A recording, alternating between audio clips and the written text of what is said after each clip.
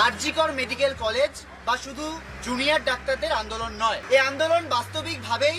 এক সার্বিক গণ নাগরিক আন্দোলনে পরিণত হয়েছে। ভবিষ্যতের প্রশ্নকে জলাঞ্জলি দিয়ে হাজার হাজার জুনিয়র ডাক্তাররা যারা আন্দোলনটাকে জিইয়ে রেখেছে, যে সিনিয়র ডাক্তার, নার্স, স্বাস্থ্যকর্মীরা আমাদের অনুপস্থিতিতে 1.5 মাস হাসপাতালগুলোতে সচল রাখলেন, মাথার ঘাম পায়ে ফেলে,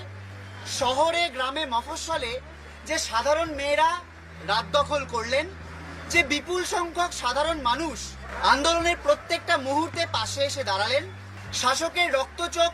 উপেক্ষা করে যারা গ্রামে মফস্বলে রুখে দাঁড়ালেন, ভয়ের রাজনীতির উল্টো দিকে আমাদের বয়সী আইটি শ্রমিকরা প্রায় প্রতিদিন লড়ছেন। শুধু আমরা ধর্নায় বা অবস্থানে বা মিছিলে